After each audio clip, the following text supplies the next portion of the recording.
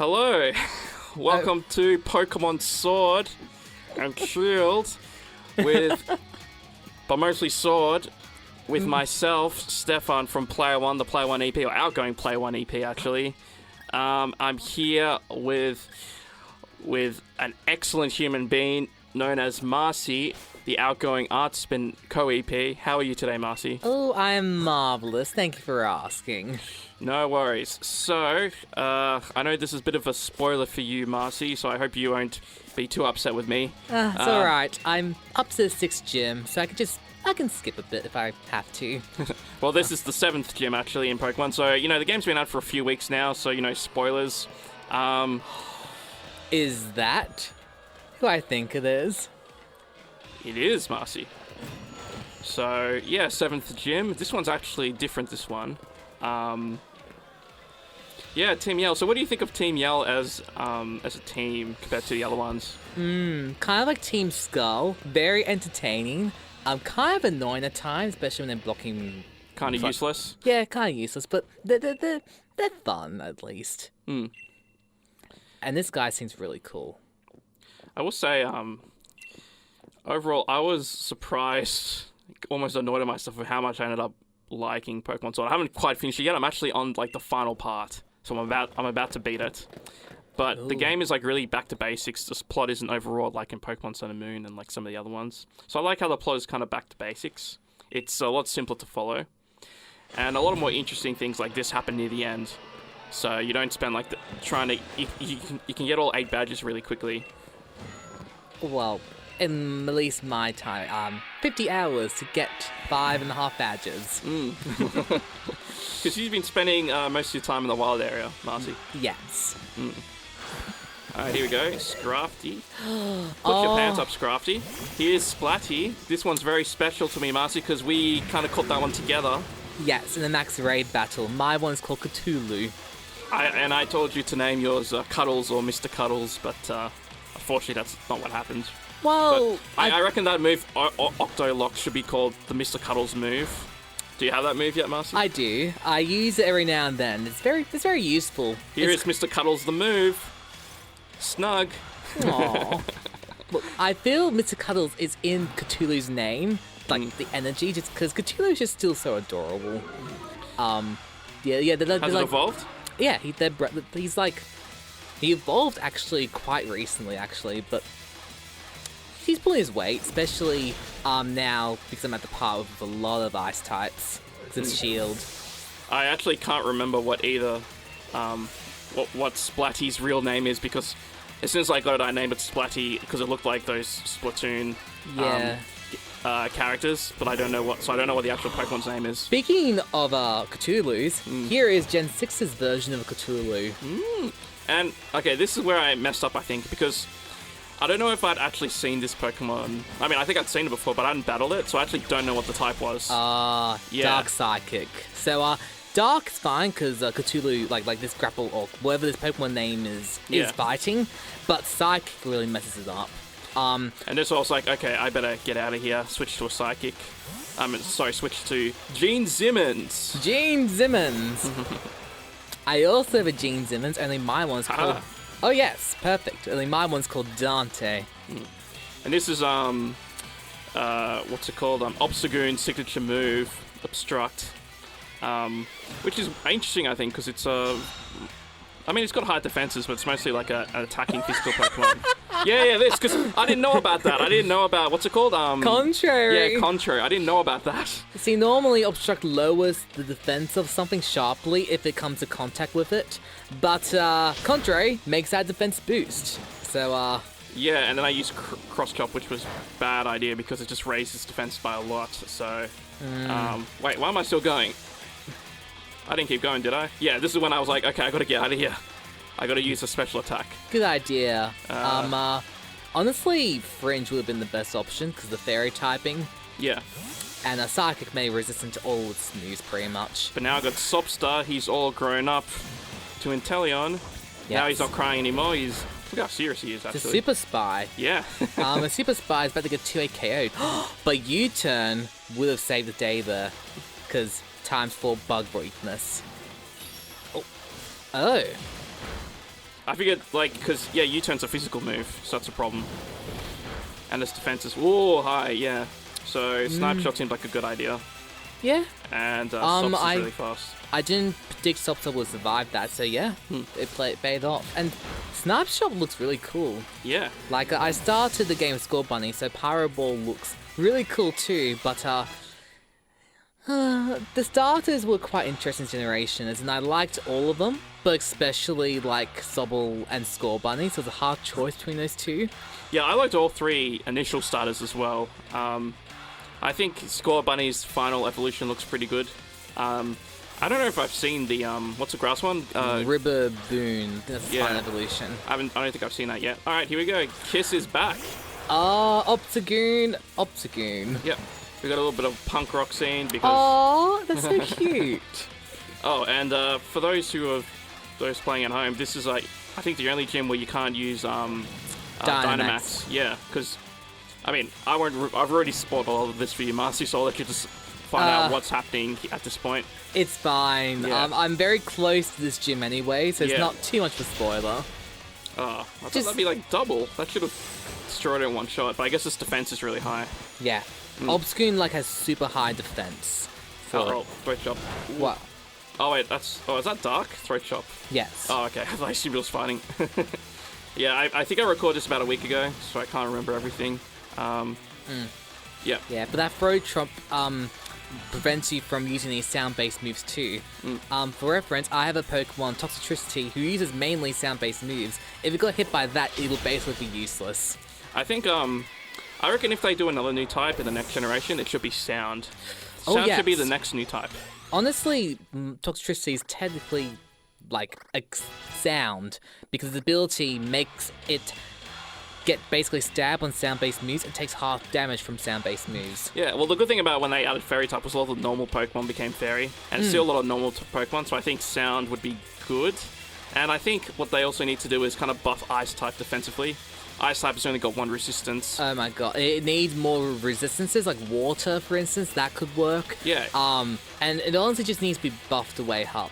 Like, they did kind of do that with last gen, with Hail. They added a move, like, Aurora Veil, that works really well for Hail teams, and they added more Hail, like, bringers, like a lot of Ninetales. But, they need to do more for Ice. It's really, like, it's basically the bug type of recent gens. Yeah, and then when Fairy came along, they got Bug type not very effective against Fairy, if I recall. Marcie, do you go to concerts much? Last concert and first concert went to Orlando Rays. Oh. What do you think of encores? Yes or no? I love encores. Me too. Okay, I think we're in the minority here, though. If they're a bad singer, though, then I don't like the encore, but most singers are good singers that I know, so it works. I'm an old school rock and roller, so I appreciate the tradition of the encore. Yeah. That's why I also appreciate the bit of a punk rock thing in Gala. Yeah, can't mind this. Yes, and Toxicity literally has an ability called Punk Rock, which I love. In this bit, you might have seen where it's the gym leader actually says the first 2 moves they're gonna do, Toxic and Sucker Punch. So I'm like, okay, well obviously, I'm just gonna do 2 Calm Minds. Wunderbar. Yeah. It would have worked even better if your Hattony, I think it is, Fringe, had Magic Bounce, because Toxic would have been useless then. Yeah, I got this one from, there was an NPC in the game that trades you this one, so I was like, oh, hell yeah. Yeah, another new one. For those who might have noticed, all my Pokemon in this game on my team are brand new from this generation. I guess the exception is, well, I mean, Obstagoon is also new, but that's from original line. But other than that, yeah, they're all new Pokemon. I try to do that with each new Pokemon game. I find it more fun that way. Similar to my team, it's either new Pokemon or like Gala forms. And peers, you just bet them. You bet them hard. Do you have a favorite Pokemon of the new generation? Cthulhu is very high up my list. I agree. I love the octopus Pokemon, which I don't know because you and I both gave them nicknames, so I can't remember what they're actually called. I think it's Grapples. Like, I know Clobberpuss is the baby one. Clobberpuss, yes. Yeah. Just don't remember the other one exactly. It's like Grapple something. But yeah, the Gala form of Lanoon is very cool, as Yeah. is Obstagoon. Basically, the whole line's really cool as. I did like Zigzag because the first Pokemon games I ever had were Ruby and Sapphire, and I actually did have like a soft spot for Zigzagoon, even though it became an HM clone, HM slave. Admittedly, one of the better ones. Yeah, because I like it way better than Bidoof and Score Bunny. Not Score Bunny. Score Bunny's not HM slave. Sorry, not Score Bunny, the other bunny. What's it called? Bunnelby. Bunnelby, that's it. Yeah. There's two bunnies in this one. Good thing this is not set in Australia, because otherwise, like, the bunnies would destroy all the Australian Pokemon. Do you remember that Pokemon Yeah and Nah? I forgot about that. Yeah, what? Oyama. Pokemon Yeah Nah. Did you see that? Oh, yeah, nah. Yeah. Yeah, nah, yeah. Oh, this is what I hate. All these useless TMs we got during the game. I mean, that's mostly true, though Snarl is an example of a decent one, especially in double battles. It's really good, like, special attack damage control. But you have a point. I recently got Icicle Spear, which is a nice TM, but barely any of my Pokemon can use it, and no one on my main team can use it. But isn't Icicle Spear that one where it does like 2 to 5 times in a row, but it's not very strong, so in my opinion, it's kind of useless. Yeah, it's only good on only good on skill link Pokemon like Cloyster. Yeah. Oh. Yeah, Dragon type is left. I knew, like, they tell you, like, when you get to Hammerlock, that's the final obstacle before the champ. Yeah, another bit of a spoiler here, but also not a major thing, in my opinion, because there isn't much plot to this game. Although, to be fair, I haven't actually completed it yet. I'm on the last part before you beat the champion, so there could be like a major evolution that I'm not aware of. Okay. Yeah, I have a feeling you may get to the world ending part of this game here. That's my feeling there. What do you think of the Black Rhyperior here? Which is what Colossal actually is. It's decent, but oh, my baby Cthulhu is back. We're very glad we got that so early. But this guy right here, this mountain of like coal, looks cool. But I chose not to use that guy, at least for my run of shield. I do have both sword and shield, spoilers there, for training mainly. But when I do run a sword, I might use this guy for that. I think Colossal would have been cooler. I saw a comment saying, what if Colossal turned into a train instead of whatever that is that looks like Rhyperior? That would have been cooler because it's like a minecart. First it's the wheel, then it's a minecart, then it becomes a train. Oh, that could have made a perfect Gigantamax form. Yeah, definitely. Like a Creamy, for instance, which is the main of my favorite gym leader of this generation, Hopeful. The Gigantamax form is a big cake. Like, what more can you ask for a Pokemon? I think there is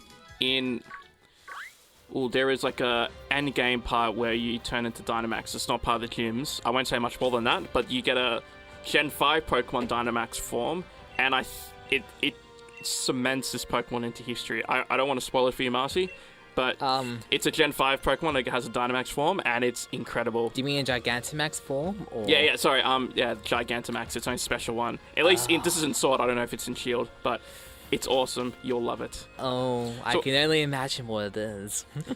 Oh, Hop, hello! He's basically, what was the rival in the last game?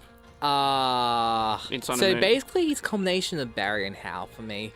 Like, he combines the sweetness of Hal, but like the impatientness and kind of the whole single track mindness of Barry.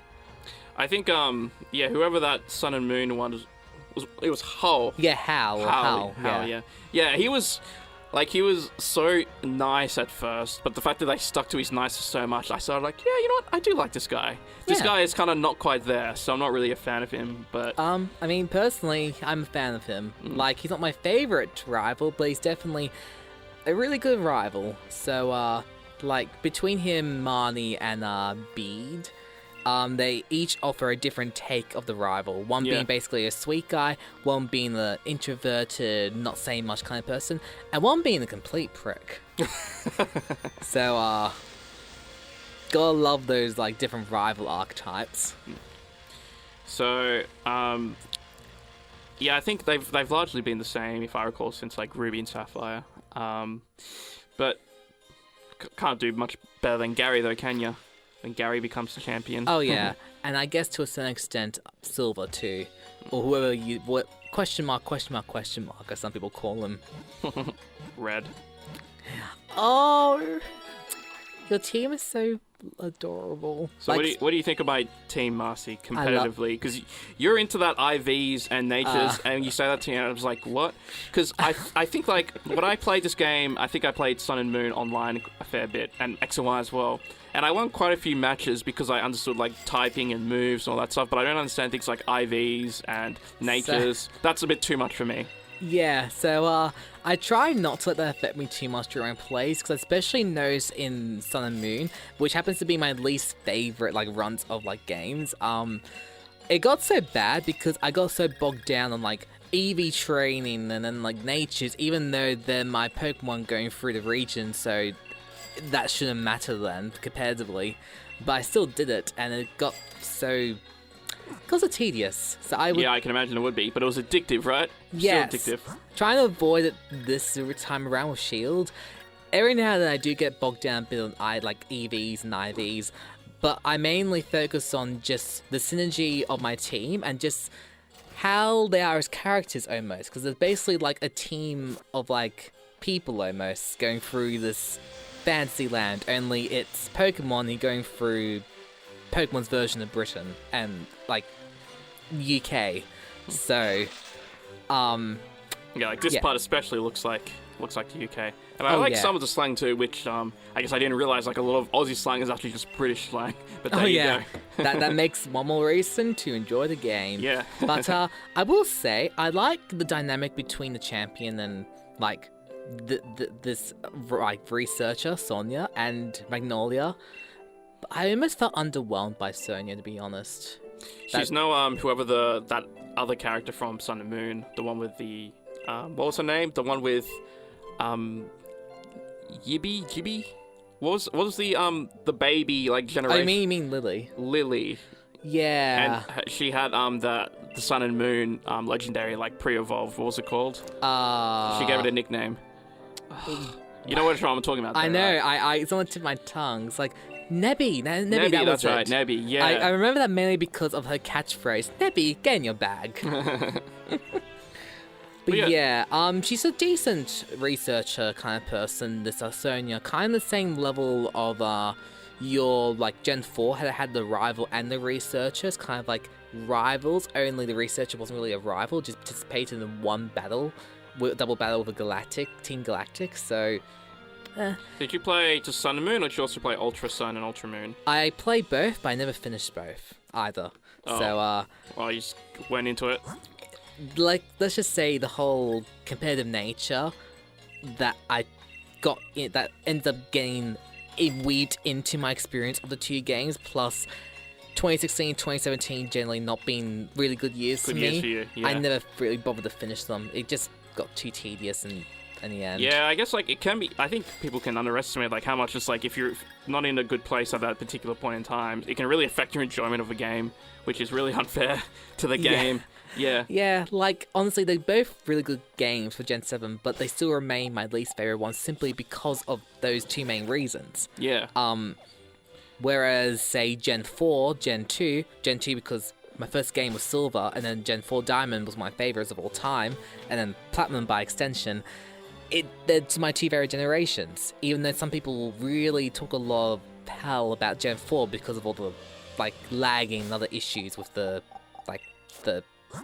software of the games. Yeah. So it depends. It's very subjective. But I do remember like there was a lot like things like the Ultra Beast and the Z moves. There was a lot of new stuff, and like there weren't gyms. There was those challenges instead, which were fun. Kind of a hit and miss for me. They were really fun at times, but then other times they were either tedious or just really hard. There was like between the Alolan Marowak in like Sun and Moon and that praying mantis guy, Lurantis I think his name is, in like the grass jet challenge, they were really hard and I barely could beat them, my teams, because with the fire guy, all my team was super weak to fire, and the grass guy just got too much for synthesis and other stuff. So Yeah, they were actually quite tough games for Pokemon, which is saying something. I thought the Ultra Beasts were really cool though. I wish they kind of brought them back actually. Well, in a way they are. They may not... I think they may not be in the Gala decks, but National decks, they bring back things like the totems, and they might bring back the Ultra Beasts, maybe? I'm not entirely sure, though. Oh, by the way, fun fact, Pumpkaboo is an unintentional member of my team. I call my one Big Mama because I think... Wow. I think she's one of the super forms, super rare to get, like, super big, and she's one of my pickup users, because I wanted to get around the whole experience all the time mechanic they added into Sword and Shield from Let's Go. So I was like, let's have a whole, like, half my team be pickup users, and Big Mama was one of them. And now she's, like, at the stage where I legitimately use her sometimes for battles, because she's actually quite decent. She's a decent, like, wall/tank. And really good for catching Pokemon too, because of Will-O-Wisps. So... Just a little cutie Stuffle. Stuffle! I had to catch this one because it kept on chasing after me. But yeah, we're in the wild area now, and Yes. I'm at the bit where, because I have the I just got the 7th gym, which means I can catch, I think, all Pokemon up to level 55. Oh, nice. That means you capture all of them, but the big old level 60s like Gengar and Dusknoir and those kind of guys. Well, actually, yeah, I encountered, it's not in this one. After I stopped recording, there was a Gyarados, which I went up to, and I think it was like, I think it might have been 56 or 60, so I couldn't catch it. Yeah. Yeah. That brings me back memories from, like, 5 Red Leaf Green. I, like, had a Magikarp, which I then had the Gyarados for that run, and then run a Crystal, and I had the Red Gyarados. And... Have you encountered Magikarp hopping in the grass? No. It's in this game. I think I was like walking around, and there was just this Magikarp just splashing around the grass. I was like, what the? Where? Look at all these Wobbuffet. Look at all these Machokes. Yeah, there's a lot of Machokes, and it still just unnerves me how much they look like actual humans. Yeah, I know, like, a lot of people rag on, like, some of the newer Pokemon designs, but, you know, if you think back to the original 150, I'm just like, there was, like, an actual pro, whatever this Machoke is supposed to be. Like, it has a belt. Like, you know, that's not really creative. I mean, not creative, it's just like, you know, people complain about, say, you know, the ice cream Pokemon. But, like, then there's, like, Machoke, which is, like, you know, it's like a humanoid Pokemon. Or Jinx. But let's not go there. Yeah, let's not. But then there's the trio lines. There's 2 of them in the first gen. The Magneton line, like Magnetons, basically 3 Magnemite. Yeah, just Magnet, yeah. And then Diglett, Dugtrio, basically 3 Diglets. Even this game even makes a point that Dugtrio is basically 3 Diglets. Like in the Dex entry, I think. Oh, and also Muck becomes just a bigger sludge, you know? Yeah. Although Alolan Muck, the line, actually solves that a little bit. It looks like it makes sense, and Alolan Muck is really cool to the point where I used it in my Sun and Moon like run, or well, either that one or my Ultra Sun, Ultra Moon one. I keep getting mixed up between those 2, but yeah. This Pokemon, would you like? Oh, you didn't give it a nickname. Oh, I wanted to keep catching Pokemon. Focus Band though, yeah. I also did a different thing this generation. Normally I give all my Pokemon nicknames, but because I caught so many through Max Ray battles and brilliant Pokemon with the yellow glows, or just Pokemon that really want to be caught, like the ones that run right up to you and you can't outrun them, I just don't give them nicknames sometimes. So I just run out of them, or I just don't know what to call it. Yeah, sometimes, yeah, I've done that in the past, so then you just get tired. I'm just like, I just want to continue playing the game, you know? Yeah. Okay. By the way, I think that's either a large Pumpkaboo or an extra large super, like a super one even maybe. How can you tell? Because it made that deep cry, and it looks about as big as my one, and. Yeah, so before, I think a few days ago, you were showing me, like, there was like, oh, he killed my big This mama. is the second time I've tried to catch one. Don't you have someone that can use, like, Thunder Wave or Will-O-Wisp, like Zimmons? No, I don't, like, I took Will-O-Wisp off the charcoal one because it has, like, the ability that sometimes burns, so I thought that was, like, a waste of a move. Sometimes burns the other Pokemon.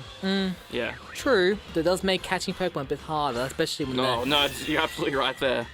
Just because little Hell Natty or whatever it's called, Fringe here has really good attack. So I'm Oh, thinking, yeah. okay, if this one's flying, I should probably use Magical Leaf so I don't destroy it in one hit. But then I just use I hate it so much when wild Pokemon have so annoying attacks, especially when I have like Poison or Thunder Wave and you have to... Yes. Or they make you sleep. Or when they try to feint themselves using Curse. Yeah, I hate that too. Yeah. I haven't caught this one. So here we go, non-effective. Yep, there we go, and then try again. Yeah. Basically, this like Hatterene is like the perfect Trick Room user. So it's like really good special attack, decent bulk, and really low speed.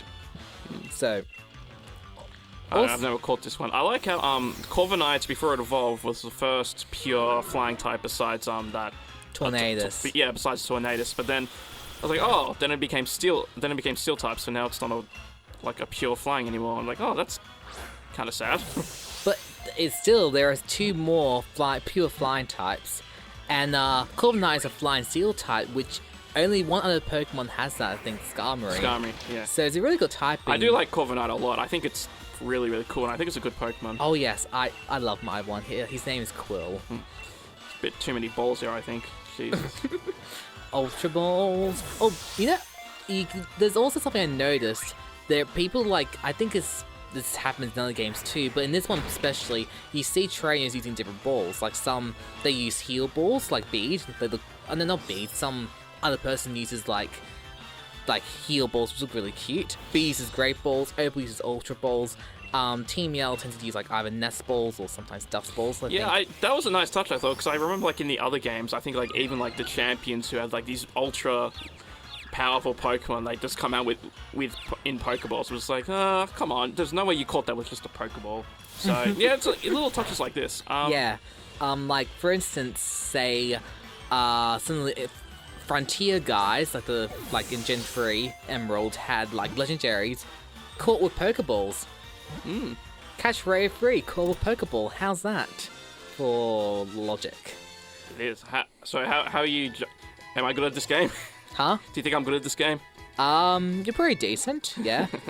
You're basically at the stage I was back in Gen 5 with Black and White, where I knew a lot about the game, but I didn't worry about things like nature or EVs and IVs. I never will. Yeah. Sadly, though, Black and White 2 I started to, and ironically that was the first game where I didn't finish the storyline. I wonder why.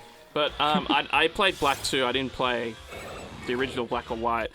How did you find Black when it had, 150 brand new Pokemon? So like every Pokemon you'll see it for the first time, you don't know how to use it. And I think that's the cool part about it, especially when you get the game on release day. Is that how you saw it? I ended up using like mainly Pokemon I would probably never use if I knew like otherwise. Like I used like Liepard, for instance, and then like Simipour, which is like the early games, that makes sense. But then I started using things like Swoobat, which is basically a psychic like Golbat. But the fact that it's not Zubat is good enough for me, and thankfully it's not in this game. Swoobat is in this game. Swoobat is, but not Zubat, thank God. Oh. Well, Crobat is cool enough, but I see your logic there. Yeah. Well, we're on this topic now. We're going to enter it. Dexit. What are your thoughts? Some Pokemon I'm very sad to see go. Some I'm glad that they were able to remain, like Weavile. I'm so glad the line is still in there. I'm glad Zubat's gone. I'm glad Woobat is in instead, even though it's not the greatest coolest Pokemon. It's better than Zubat. Yeah, some Pokemon, like... See, here's the thing, there are some Pokemon I really wish could stay in there. Like, I know people are gonna sob about the Garchomp line, and yeah, that line is very nostalgic for those who were people who played Gen 4 and were first introduced to that game, like Diamond, Pearl, and Platinum in particular. But at the same time, it kind of gives you opportunity to use other Pokemon you would never really use, which is a nice thing. And then for competitive, it completely changes the competitive scene. Like, for reference, most Pokemon who didn't make the Galar Pokedex were OU in Gen 7, which is basically the standard tier for Smogon.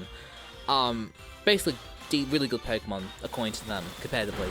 So it's gonna really make things quite interesting, and yeah, some of your favorites may not be in there, or may ever be in there for a while until, say, the remakes for, like, Diamond and Pearl. Yeah, you presume they're gonna do it? I would presume they would too. Yeah, if they're not doing it this generation, then that pipe dream may never come about, but they have to. But they didn't Like, do a remake last gen. So they didn't, but then Gen 5, they didn't do a remake either, just did Black and White 2. Yeah. So I think they're starting to do this thing With where... the new systems, maybe. Yeah. So now it's a perfect time to do Diamond and Pearl. I think, so the thing that I think a lot of people are upset about is that, there doesn't seem to be any indication that they'll add an update to put the national decks in, which if they did, I think, less people would be annoyed. But I guess they're just not going to do that, so you won't ever be able to get... play competitively any of those older Pokemon ever. But I think up to this point, you spent how many hours in the wild area? Over half the time I play the game, around about 30 to 35 hours, have literally just been me messing around in the wild area. Yeah. And I imagine I'll be messing around there a lot more once I get the Aqua Bike there. Yeah. Which, Yeah, which I just got, which is like, okay, I gotta go into the wild area now because I have it. I do like this Pokemon, this Frilishia. I think it's really cool, Yeah. this little water ghost. yeah. But I overall- actually caught the Volt form of that, both the male Yeah, I and caught it female. as well, yeah. It's powerful. Yeah. I called one Pringles, and then the other one, the male one, looks like a Pringles It actually mascot. does, like, I can see where you're coming from. That was my last nipple, I Yeah. think. And then the second one, female, looks kind of puffy, so I call her Mrs. Puffs. But yeah, my opinion on Dexit is because I like to play the game online later and just play a few matches. But other than that, I'm not too fussed about Dexit because I'm not going to play super competitively. Yeah. I was never the kind of person who would compete in big tournaments. Just the kind of person who would occasionally go in Pokemon Showdown just to see what's up. Because I don't have the Pokemon Bank or Pokemon Home, whatever they're going to call it, so I don't have any desire to really get the Sun and Moon Pokemon in there at this point. So I'm absolutely fine with this. Yeah. Although, the other complaint was they didn't actually do the good animations like they said they would. And yeah, it's a bit outdated at this point. Like, just hearing some of the cries. You've encountered Eevee, yeah? In Pikachu. Yeah. Where you just hear them go, Eevee, or Pika. And it's just really out of place with this one where it just goes, Yeah. Like, with Pikachu and Eevee, I find that cries be cute, and but out of place with all the other Pokemon. not enough for me to say, oh, what the hell is going on here? If anything is kind of more out of place, just like... Apparently most of the Pokemon that are gonna survive Dexit, the legendary ones, are from basically from Alola. And that somewhat makes sense, but at the same time it's like... If you're gonna limit legendaries to their own kind of regions and not have really any of them in Galar, then why are they all suddenly coming from Alola? It's just the other ones that really make sense are Reshiram and Zekrom, and it's only because they're big old dragons that look like the kind of dragons you'll see in Western folklore. There has to be some connection between Unova and Galar because of that. So. Yeah. That makes sense there, but I'm not even sure if they survived with the Dexit, so... I don't think any of the legendaries except for maybe Mewtwo and even the starters except for Charmander, Charmeleon and Charizard. But yeah, I was pretty surprised to see the Steelix just in the wild, Yeah, that's another thing. A lot of Pokemon you typically only get through things I get with Steelix you can find them quite easily in Gen 4 compared to trading an Onyx Metal Coat, but then you can find freaking Dusknoir in this game just randomly floating around, and you need I never had a Dusknoir before because you trade it with its item. So basically you can actually get a Dusknoir without any need for another system. Yeah, that's surprising because, now it's, easier than ever to trade. You can do it online or you have your Switch which has wireless. It's easy enough to trade. Yeah. But now, it's not really it is a thing, still technically a thing, but now you can just catch a Steelix without trading it or Gengar without trading it. Basically, if you look at it from a competitive standpoint, it would technically be easier to just breed a Ghastly and then trade it to evolve into Gengar. But if you couldn't do that, you could just capture a level 60 Gengar and then just do the whole mint thing and then bottle caps. Which it does get into the whole fact, this gen introduces mints to change your nature, so to speak. And it's just... I haven't even dabbled in any of that. Have you dabbled in Pokemon Curry or any of that stuff? Here and there. I haven't looked at any of it. I used to be really bad at it, and I would get like the coughing class, which is like the worst class you can get. It means your stuff is literally garbage. But lately I seem to be getting consistent Wobbuffet and McCready class, which is pretty good. One thing I have noticed is after a couple of runs of a good old Curry and it's playing around with Pokemon, a similar thing happens in like X and Y, where like Gen 6, where your Pokemon start to do weird things in battle. Like think about camping or Curry or just bouncing around. It's very fascinating. I'm not sure if you get the same benefits like surviving a move that will KO you or curing yourself of poison, but yeah, still be interesting. Also, one thing I've noticed, if you go digging, because I have a Diggersby as another pickup Pokemon, I would never have a Diggersby otherwise, but it's just neat to have one, I guess, for pickup. It would use Dig during like hail, and it wouldn't get damaged during hail. Oh, okay. Didn't know that. It's quite interesting, but then it has Bounce, and when it uses Bounce, it still gets damaged. Even though they're both semi-invulnerable turn like moves, it just happens because Dig is underground and Bounce in the air, it works differently with weather. And it's so bizarre. Like, at least you put that attention to detail, which is nice. Yeah. Steelix is badass, by the way. Oh yeah, very much so. Steelix. Another thing I noticed with weather is, say it's hailing and your Pokemon is like a Pokemon with Sandstream, and it releases sand for 5 turns, but then the sand stops. And then it comes back again. Yeah, the hail. In the wild. Yeah, I think that would have happened before, but I've rarely noticed it, so it's just interesting. Well, I think they buffed Sandstorm in recent gens, because I don't know if it always had like a boost to rock special defense. Ooh. I don't know why they can't do that for ice types as well. Might make ice types a bit better as well. Yeah, I think Sandstorm has done that since Gen 4, which makes Pokemon like Tyranitar, who can summon its own special, own weather, and automatically get a boost into special defense, just really OP. They should really do that with ice types, because they're the only ones that really benefit from hail. So by extension, they should get like a boost to like their bulk, for instance, or more appropriately, because unless they improve their resistances, an improvement in bulk isn't going to do much for them. An improvement to like their attacking prowess, their speed, or well, they already did that Slush Rust, but improvement to its attack would be really good too. Just something. Give the ice type something. Either give them more resistance like to water or other stuff, or, have a new type. For instance, Sound. Maybe Sound does no damage to ice whatsoever. That could be done. Maybe give Bug type a bit of a... Give a bit more love too. Bit of a buff too. And because Fairy's pretty powerful too. Oh yeah, so. Maybe make Sound like super strong against fairies. Yeah. I agree with that. I really like this Pokemon. I think it's really cool. Yeah, honestly, one of their cool ideas. This is another Pokemon that I would give the nickname of Matriarch. Matriarch? It's a nickname I give to like really imposing like rock steel types. I see. Like I gave it to Aggron during my run of out like Omega Ruby, and I gave it to like one of my Bishops, who was like one of my competitive Pokemon for like runs in the Battle Mason of Omega Ruby, which are sad that Battle Frontier didn't return, but Battle Mason was still pretty decent, I guess. I have no idea how the Battle Tower kind of mechanics work for Sword and Shield.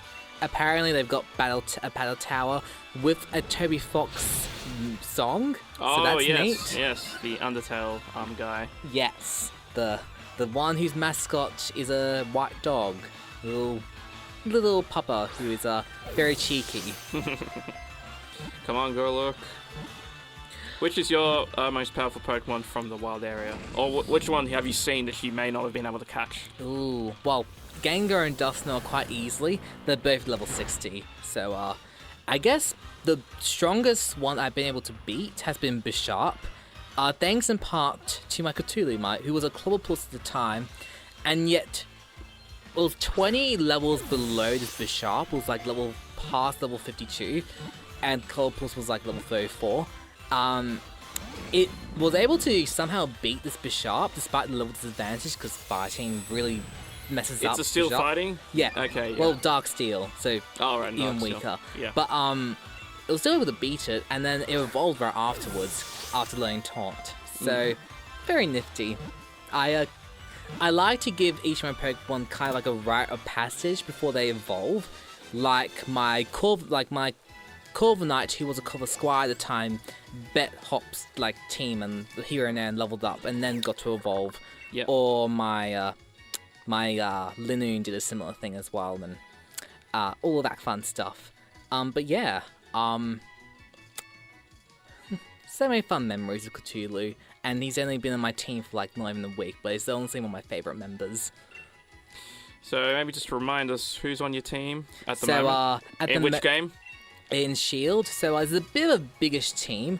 So on my team right now is Emily, the Cinderance, Quill, the Corviknight, Obstagoon, like Dante, the Obstagoon, Nick Wild, the Thievul, helped me a lot with Wild Area, running away from battles with its runaway ability. Sorry, this is a very fair fight, isn't it? No. No, it's not. Poor Yampa, what are you doing to the pupper? But anyway, moving on. Also got like other ones like Roxy, the Toxicity, Maleficent, my Haunter, who I will eventually trade over to my Shield, to my Sword game to evolve it to Gengar when I feel like it. Then Florence, my Galarian Rapidash, and then have I missed anyone? I don't think so. I will. Oh, of course, Cthulhu, my grapple octopus guy. And then, of course, someone who was on my team but is currently in retirement is my Meredith, the evolution of Wooloo. She was kind of getting outclassed by Dante, and I kind of liked her a lot more as a Wooloo. So, Wooloo was really charming, and then became this goat, which I wasn't... Yeah. Ram, I wasn't really a fan of. The Ram's okay, but, like... I kind of just felt like I wanted to focus on my other Pokemon and just keep Meredith in retirement. I had Yampa, and it evolved into, what's it called? Boltoid or something? Boltund? Yeah, and I liked it at first, but I was like, I want to try some different Pokemon. Yeah. But it was good. Like, it's better than the Wooloo evolution, I think. Yeah. I feel like I like Wooloo's evolution more than Yampa's evolution, but I don't particularly like either one of the evolutions. Yeah. So... but yeah, special mention goes to my pickup users.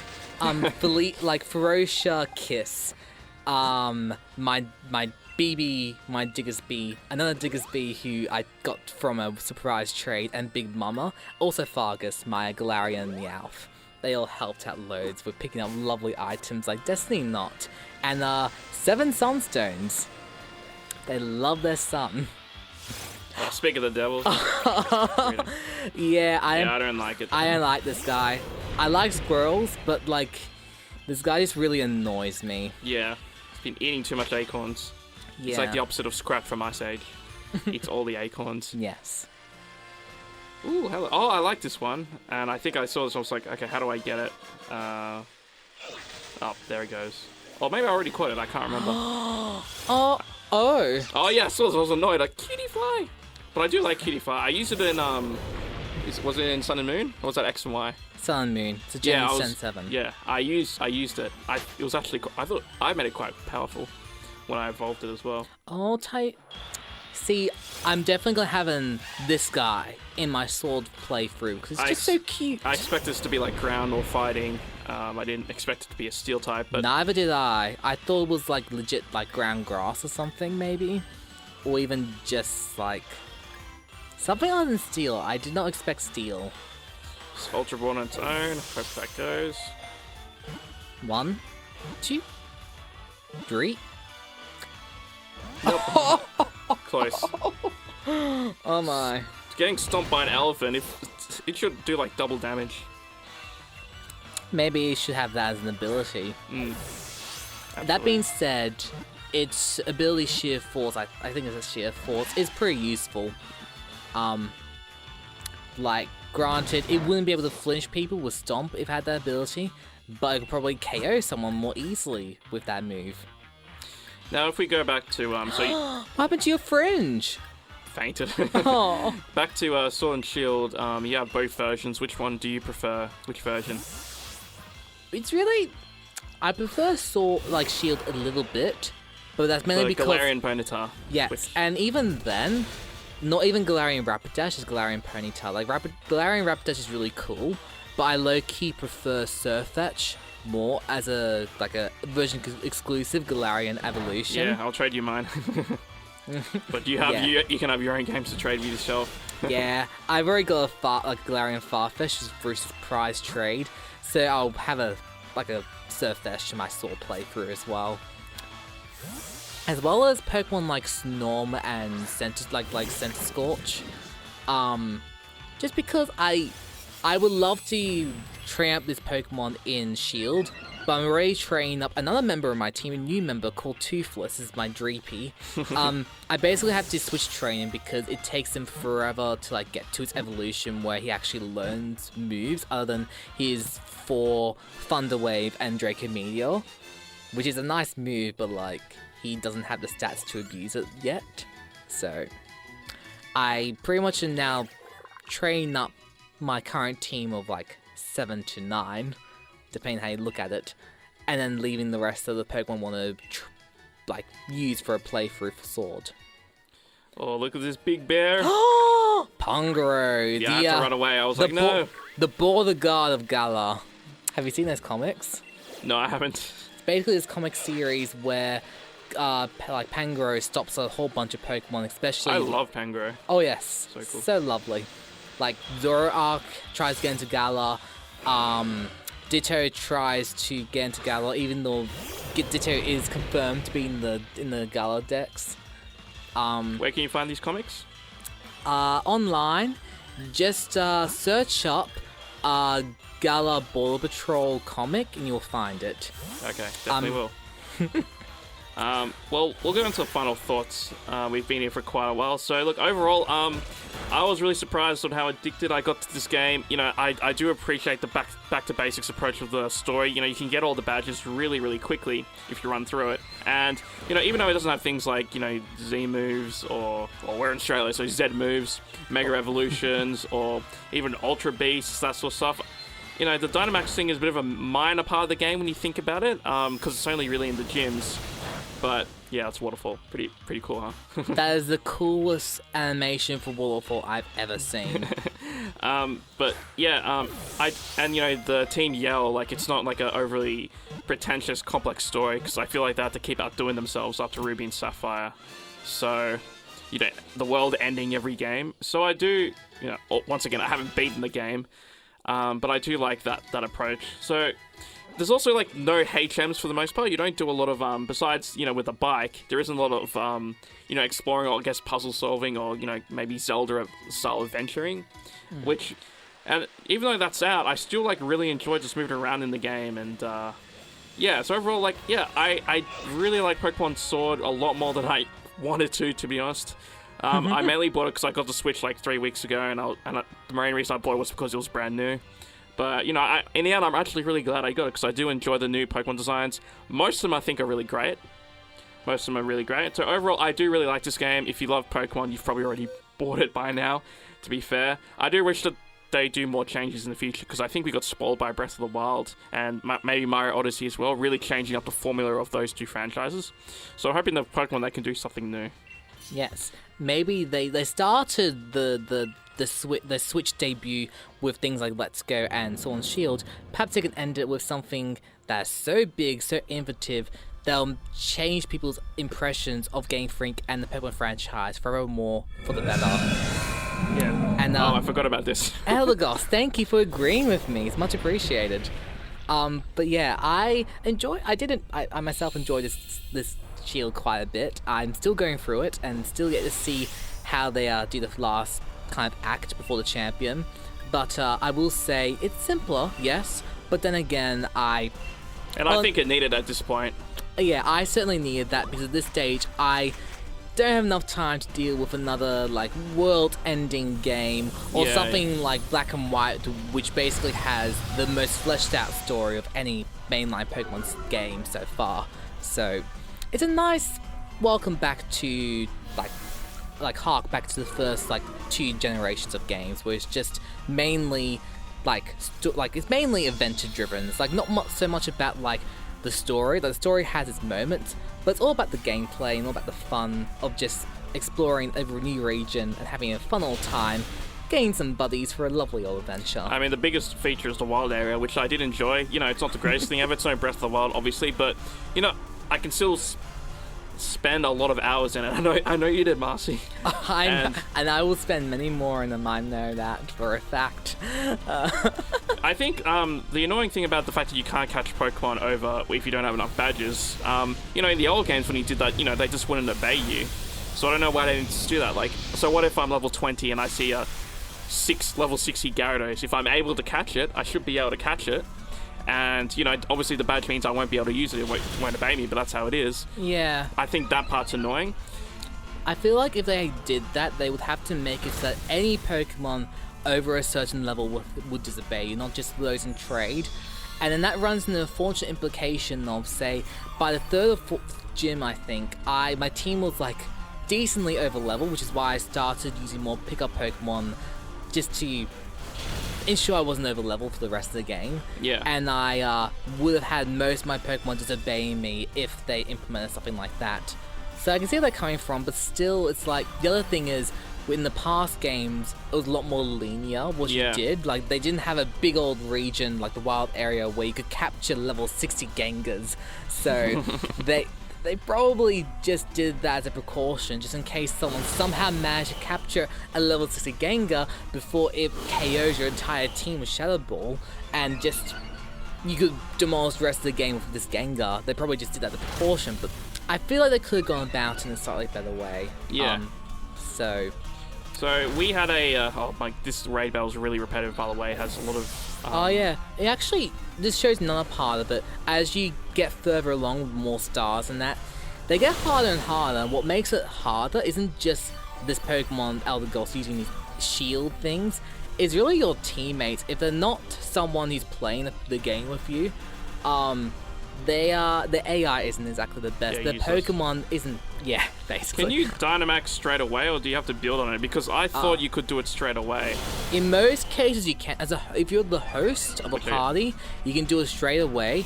If you don't do it straight away, or if you're not the host, if say I hosted one, you were like participating, you have to wait a bit. Yeah, so I think I used like a move to make it like weak to fire or to lower its speed, and then I realized I missed out on the Dynamax, which is why here I'm just waiting ages to be able to Dynamax again, which is really annoying. Yeah. So this part is really annoying. But I will say, another thing that we had a conversation a while back, Marcie, was imagine if Pokemon, so there's something that's kind of sacred, which is the battle system. If they change everything in Pokemon except for the battle system in the game. So say it followed like a similar plot to Breath of the Wild. You're not a trainer, you wake up as it can be another like silent protagonist, whatever.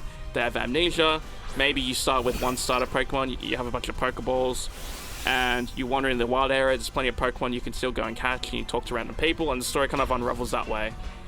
How do you think of that? Sounds really fun. Like, if it's anything like, I haven't played these games, but like Colosseum or Gale, I played both Colosseum and Pokemon XD. Yeah. Like, if they had something like that where the protagonist is basically someone who has these 2 evolutions, Umbreon and Espeon in one case, and basically just this criminal of sorts, and has to purify these Pokemon. That's a nice take on like nice flip of the little like formula they tend to use.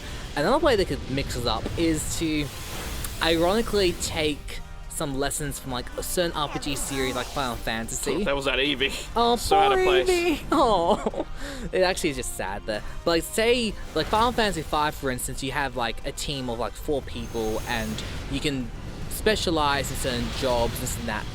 What if you had something similar, or even just if you control one person, but you're in a party or so, and you like can basically configure your Pokemon a certain way and do this and that. Like, if they took more from an RPG series rather than making it purely a catch them all like badge collecting series, like they could really shake this franchise up in a way never seen before. They're stuck in the circle, and I know Jim Sterling from the Jimquisition talked about this too, and I was thinking about this before I watched his take on it, but the problem is Pokemon's stuck in a cycle because they probably have to, Game Freak or whoever owns this, because I think Nintendo only own like a third of Pokemon actually, and they have like a 33% stake. I might be wrong, but they're sucking that. They need the anime out, and the anime needs new Pokemon. They need new movies every year.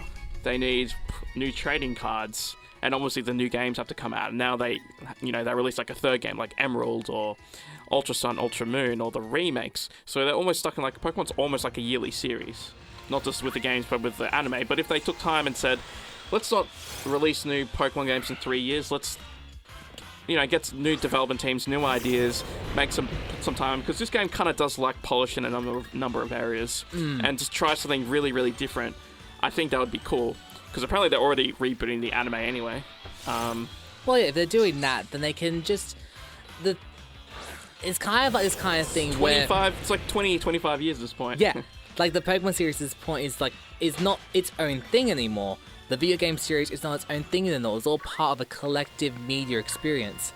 And that is something that, makes Pokemon quite a juggernaut, like, commercially, but critically, there's only so much they can do before they basically do a big old circle themselves. Yeah. So, I mean, it kind of does need, like, some sort of soft reboot, if you ask me. Yeah, they've done a lot with this one, but as you've said, it does lack polish here and there. Yeah. Where it's, like, just some mechanics that they could have done a bit better with, some of the, like, tech, like, double kick.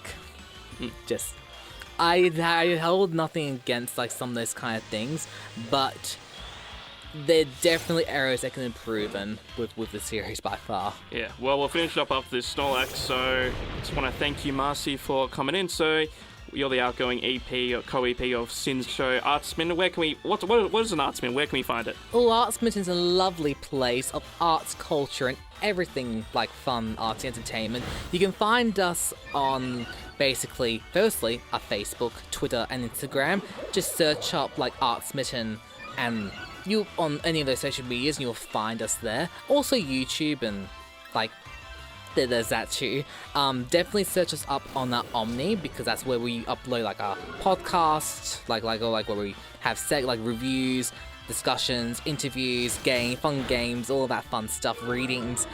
Just search us up on the Omni. We have like our podcasts there, and anywhere else where you get your podcasts, iTunes, Spotify, like all of that fun stuff. And yeah, just search us up on the Sim website as well, because we've got lots of cool stuff there. And, yeah. I ended up replacing that tar shot, which is the one that makes the opposing Pokemon weak to fire, because I don't think I was using it correctly, and I think, to me, it just wasn't useful anymore, so I got rid of it. Anyway, I wouldn't bother. But yeah, love you, Snorlax. Nice to see you up and awake, Yes. Although it's Gigantamax form, on the other hand. It's basically Torterra and Snorlax fused together into something. Oh yeah, I remember now. Yeah, yeah. It's sick.